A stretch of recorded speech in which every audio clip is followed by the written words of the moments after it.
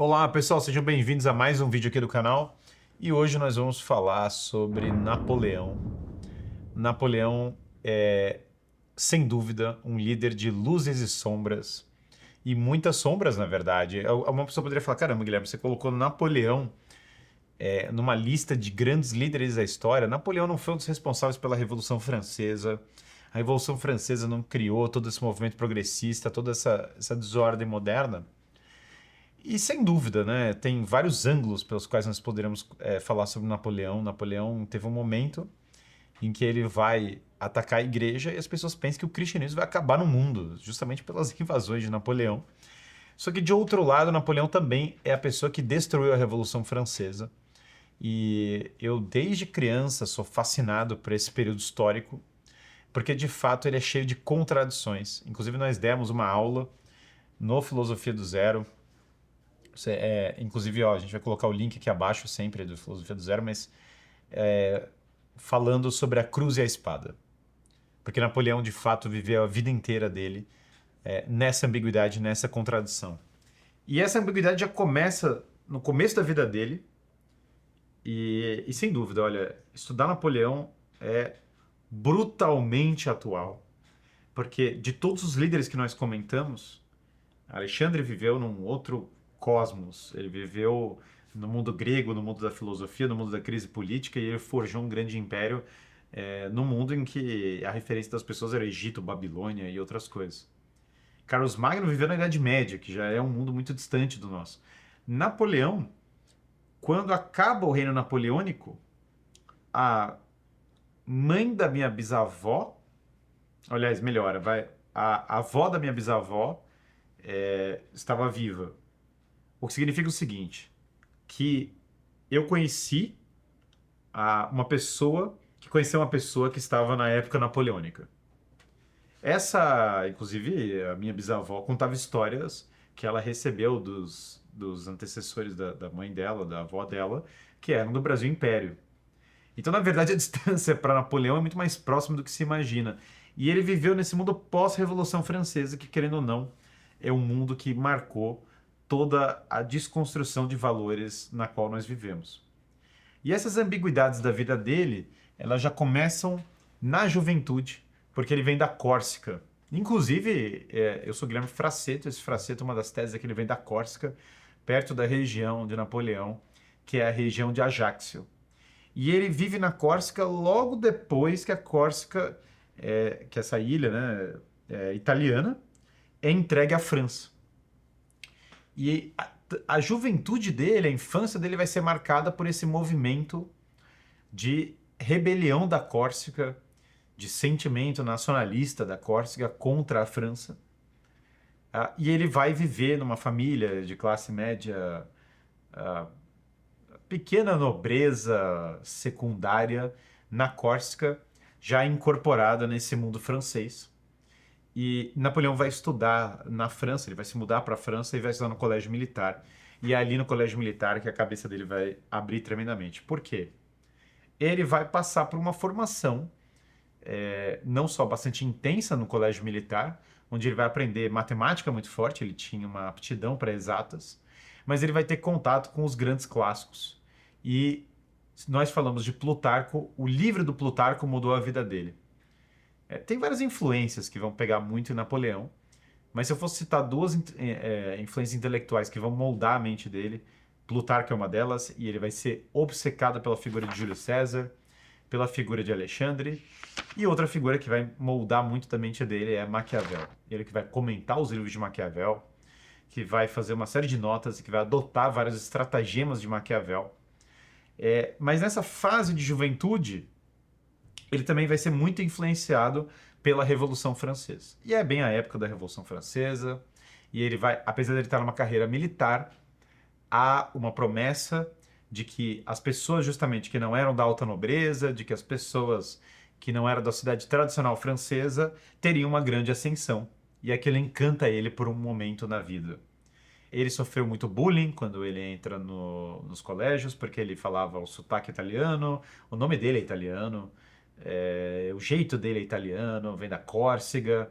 Então, na verdade, os meninos não recebem tanto ele, e ele vai sendo aquele menino que vai se refugiar para estudar, e ele vai justamente encontrar uma carreira na artilharia, que é carreira de nerd, aliás, porque envolve cálculo, mas uma força muito poderosa.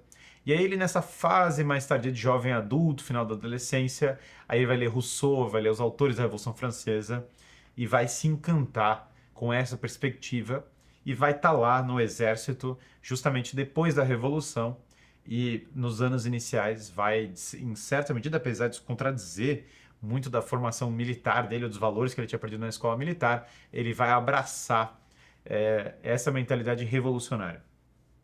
E Napoleão, abraçando isso, né, ele vai passar por uma desilusão muito forte, porque olha só o que acontece. Ele abraçando esse ideal revolucionário, ele vai cometer um dos maiores atos de atrocidade contra a própria população, porque ele vai montar um pelotão de artilharia para usar com grape shot, né, com tiro de metralha, ele vai basicamente usar contra a própria população, contra um levante monárquico que insurge contra a revolução.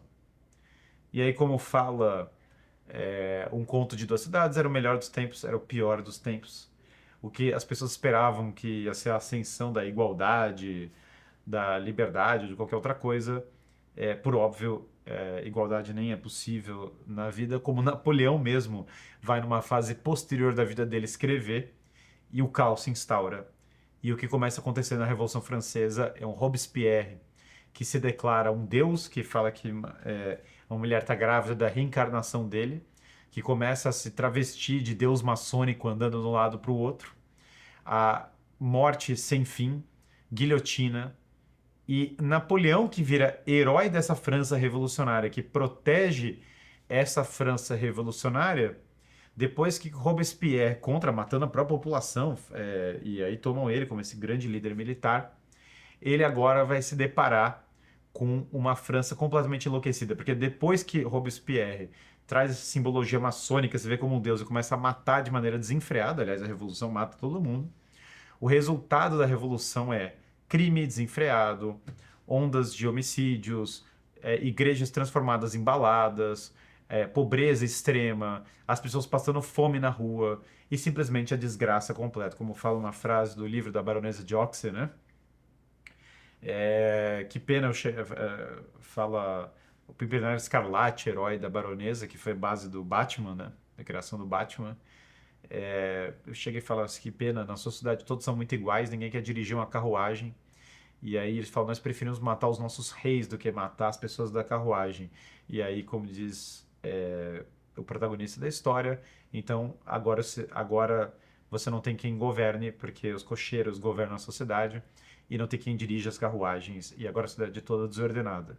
E de fato, essa percepção ela se encontra no mundo real de maneira muito forte, porque o governo Barras, que é exatamente nesse mundo que Napoleão vai transitar, é um governo de orgias na casa do governo, é um governo em que eles estão basicamente fumando o dia inteiro, distribuindo joias, contando notas de dinheiro, o caos absoluto, genocídios, mortes, desgraça absoluta, a França recebendo declarações de guerra de todo lado, e Napoleão começa a se enojar com o pós-Robespierre, na verdade já estava, todo mundo já estava, o porquê teve a chamada reação termidoriana depois, é porque já estava todo mundo enojado com o governo Robespierre, e o que se segue é o puro caos. Então, contra esse idealismo, tudo é uma desgraça, e aí Napoleão agora,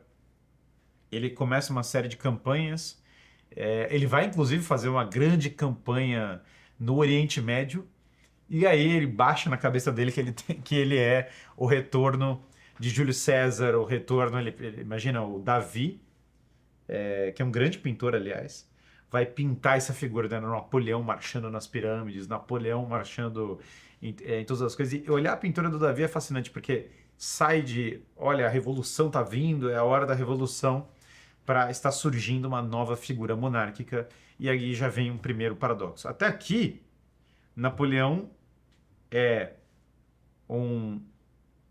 uma pessoa que, influenciada por Rousseau, apaixonado pela revolução, que basicamente bombardeou para a população e que se destacou como um braço armado da revolução. Quando ele vai entrando nas cidades da Itália, as pessoas falam: acabou, vai ser destruída a igreja, nós vamos, todos os nobres vão ser mortos e nós vamos viver o fim da civilização, a destruição completa. Só que esse mesmo Napoleão agora, sambando no Egito e ganhando batalhas, lutando batalhas entre as pirâmides e tal, embora não tenha lutado a batalha exatamente ao lado da pirâmide, agora ele está sonhando com Júlio César, sonhando com outras figuras, porque a República Francesa é um lixo e um inferno. E aí ele começa a sonhar em tomar o poder. Napoleão vai se organizar para comprar mídia, vai começar a criar propaganda.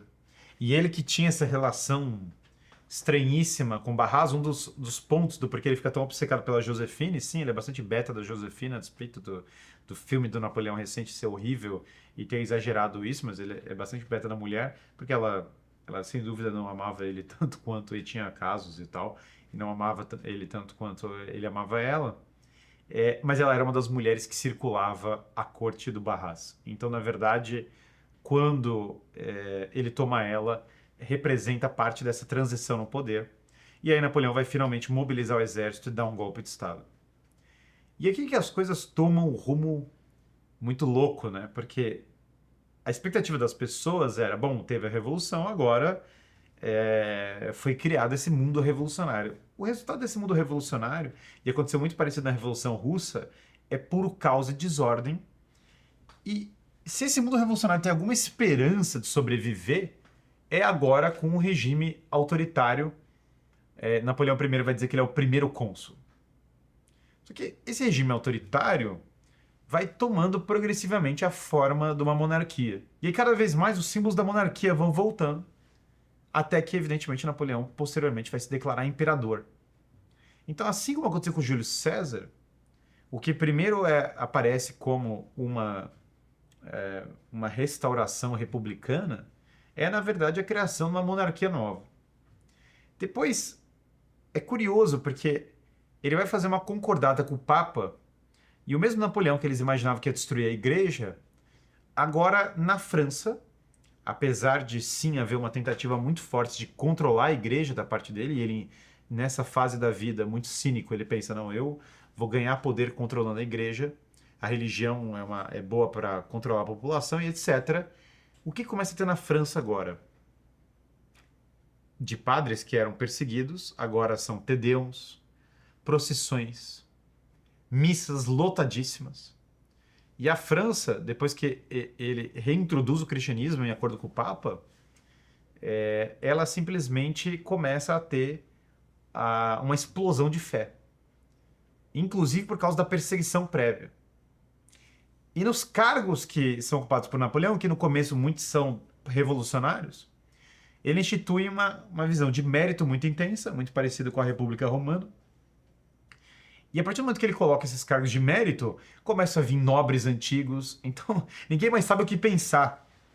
Porque numa mesma corte vão ter figuras como Talleyrand. Talleyrand, aliás, de todas as pessoas de caráter fluido, Talleyrand é figura entre os maiores da história, porque ele foi bispo no antigo regime, autor da Revolução, parte da Revolução, maçom e agora diplomata napoleônico e defensor da monarquia napoleônica. Ou seja, o cara, se vocês acham que o Congresso Nacional o pessoal muda de valores, vocês nunca viram uma figura como Talleyrand. O cara ele daria aula para os nossos congressistas sobre caráter moldável. Foi inclusive um dos arquitetos, tá, do próprio governo napoleônico. E é fascinante porque agora esse homem que é um dos maiores gênios militares da história, que vai ganhar uma série de batalhas contra os alemães, vai vencer o Império Austríaco, do qual eu sou um fã, por sinal, e vai subjugar o Império, vai vencer a Prússia, que falavam que a Prússia é um estado, existem muitos estados que têm um exército, a Prússia é um exército que tem um estado. E é engraçado, né? Eu sempre brinco que o Napoleão ganhava muitos alemães, porque os alemães, você marca o horário, eles aparecem para lutar na hora certa, eles seguem tudo certinho, mas ele vai ter grandes dificuldades com dois países, a Rússia e Portugal. que são totalmente heterodoxos, porque Portugal, o rei vazou, então ninguém tá esperando o rei ir embora, o cara foi pro Rio de Janeiro, o cara literalmente foi pra praia, o que basicamente deixou Napoleão famosa expressão incorporada ao português, haver navios, porque o rei simplesmente vazou, foi embora e falou tchau, fui pro Rio, e aí o Napoleão não sabia o que fazer com o país, não conseguiu levar adiante, e depois, até pelas brigas com a igreja, as guerrilhas da Espanha vão minar demais o esforço de Napoleão e ele vai se dar muito mal por ter brigado, por ter tido disputas com o Papa na Península Ibérica. De outro lado, os russos muito loucos vão botar fogo na própria cidade. E aí quem espera um negócio desse? E aí frio devastador, gente botando fogo na própria cidade, as táticas heterodoxas da Europa, inclusive o português parece com o russo, para completar a loucura de tudo, pelo menos o fonética. Eu sei disso porque mais de uma vez eu tive no exterior, as pessoas ficavam perguntando para mim se eu era da Rússia, porque o som é semelhante. Isso é por contração de vogais, enfim, eu não vou entrar na nerdice filológica agora. Apesar de serem idiomas de árvores totalmente diferentes, sem dúvida tem semelhança no som. E de fato, Napoleão, que vê no Alexandre da Rússia, vê em toda a história da Rússia, na verdade, ele tem uma mistura muito estranha de admiração. A Rússia, que é essa potência antiliberal e, portanto, ele vai admirá-la em muitos aspectos. Ele enxergava um mundo que ele ia dividir com a Rússia, mas a Rússia nunca teve a mesma reciprocidade em relação a ele. Ele, claro, vai casar depois vai anular o casamento dele com a Josefina e vai casar com a Maria Luísa da Áustria, tentando dar uma legitimidade para o governo dele, se colocar como uma casa monárquica. Mas veja, ele coloca o branco também na bandeira da França, e isso é o símbolo da contradição napoleônica, porque é o azul e o vermelho da bandeira de Paris, só que agora no meio tem a cor de Joana d'Arc, que é a cor da monarquia. E isso é um absurdo, é o quadrado redondo, é o autocontraditório. No entanto, é o governo de Napoleão, em que as pessoas estão rezando Te Deums, e ele está disputando com o Papa, e ele está combatendo o liberalismo britânico, e combatendo, na verdade, várias forças do iluminismo. Uma das coisas que revoltaram toda a comunidade usurária da Europa é que Napoleão vai justamente atacar os tesouros de Berna, né? Vai entrar na Suíça. A Suíça, que é o lugar que ninguém mexia, vai criar um banco central francês e vai botar padrão ouro absoluto. Aliás, vai dar muita estabilidade para a economia francesa colocando isso. Então ele vai combater o banco. Inclusive ele fala explicitamente isso, que ele vai enfrentar o banco. É chocante demais para o período. E nesse mundo de revolucionários, que alguns são promovidos e outros são presos na época dele, na verdade agora a nova onda da revolução é monarquia, para loucura total. Claro que Hegel vai se apaixonar por essa ideia e vai falar, bom, tinha a tese que era a monarquia antiga, teve a antítese que é a revolução, e agora veio a síntese que é Napoleão, que é o retorno. Algumas pessoas empolgadas vão ver nele o retorno de Carlos Magno. Mas se Napoleão é o algoz das monarquias tradicionais da Europa, ele também é o grande adversário dos liberais britânicos, das forças revolucionárias da Inglaterra, que agora morrem de medo dos bancos e outros anexos, que agora morrem de medo da Europa virar uma grande monarquia católica. Isso é uma das coisas muito interessantes, que eu tive esse insight a primeira vez lendo lá atrás, autores como Daniel Hobbes, como Belloc, como outros tantos, que a minha expectativa é que eles fossem detonar Napoleão, simplesmente ser absolutamente contra ele. Até por ele vir da Revolução e tal. Mas, na verdade, eles falavam, olha, a vitória de Napoleão, cada lugar que ele ia, sim, expandia a Revolução, mas expandia o catolicismo, porque você estava criando uma espécie de império católico. A despeito da concordata ter restrições à igreja, a fé católica voltou a ser praticada em lugares que tinha sido proibida por influência napoleônica. Essa estranhíssima relação, e aí ele, sem dúvida, vai marcar a vida dele, e ele abandona as ideias de Rousseau. Aliás, ele fala que não tem essa história de igualdade conforme a vida vai avançando, e especialmente o fracasso vai ajudar muito ele, porque, como vários líderes que nós vimos, ele tem aquele momento de híbris. Ele Gênio da Batalha de Austerlitz, gênio das campanhas, agilidade militar, uso inovador de artilharia, gênio absoluto militar. Eu acho que isso é fora de qualquer suspeita. Ele tentou o bloqueio continental, que é dominar a Europa inteira para isolar a Inglaterra, para depois atacar a Inglaterra, que falhou por uma derrota naval no Egito, que ele queria isolar a Inglaterra das suas colônias, por isso também a campanha do Egito, e aí falha na derrota do Major Nelson, e depois falha nesse plano da Rússia, mas que ele chegou perto de criar um dos maiores impérios da história, ou ele criou provisoriamente, embora não tenha criado raízes a partir disso, em pouquíssimo tempo. E esse gênio militar absoluto, que bombardeia, sei lá, o gelo para cair em soldados adversários, incrível, esse mesmo gênio, no entanto, ele vai para Elba, volta com uma campanha agora com cidadãos muito jovens, com soldados jovens, e claro, não tem o mesmo sucesso, mas quando Napoleão vai para Santa Helena, essa é uma das partes mais fascinantes da vida dele, e ilustra essa parte da cruz da espada, ele tem uma reflexão muito interessante, porque chegam figuras iluministas, o general Bertrand tem um livro sobre a conversão de Napoleão, que foi publicado na Itália, e aí ele olha para tudo isso e ele fala, o general Bertrand, o ateu, né, formado pela Revolução, fala para ele, não, Jesus Cristo foi um homem entre vários, como Maomé, como outros. Napoleão fala, não. Vários desses homens construíram impérios pela espada, como eu construí. Jesus Cristo não é apenas um homem. Milênios depois da morte dele, milhões querem morrer por ele. Ele simplesmente não é um homem como os outros. Eu entendo dos homens. Eu fiz o mesmo que esse. Maomé, eu fiz o mesmo que ele. Eu expandi pela espada, tentei expandir as minhas ideias. E tem reflexões muito bonitas nas quais ele fala que esse projeto de igualdade era impossível, que ele traiu a fé dele, ele inclusive pede os sacramentos e recebe todos os sacramentos, e ele fala, voltei para minha fé, que há mais de 50 anos eu fui batizado nela, fui criado nela, e agora voltei a essa fé. Depois que ele vê o fracasso da sua vida, e depois que ele briga com o Papa, chegaram a inventar uma história que ele deu um tapa na cara do Papa, mas isso é falso. Eles tiveram uma discussão calorada uma vez, mas isso não é verdadeiro.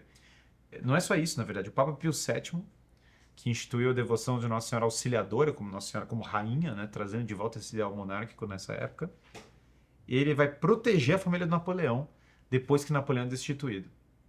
Então, o Papa que ele enfrentou a vida inteira vai proteger a família dele e ele encontra agora a fé católica e ele reflete sobre a vida dele e ele vê como tantas coisas foram vãs e ele de fato refletindo sobre a Revolução ele fala, não dá para um homem que viveu muitas coisas continuar acreditando em Rousseau, continuar acreditando nesse tipo de coisa, não dá. É um ideal absolutamente falho e se a França teve sucesso na época de Napoleão foi por uma restauração monárquica. O que é fascinante na história de Napoleão é que, sim, um homem de conflitos, mas nesse nosso mundo cínico, pós-revolucionário, quantas pessoas não podem redescobrir o caminho da autoridade que elas lutaram contra a vida inteira? E quantas das pessoas não podem redescobrir a fé, talvez, que elas tenham rejeitado a vida inteira, e a partir de lugares que elas nunca imaginavam, né?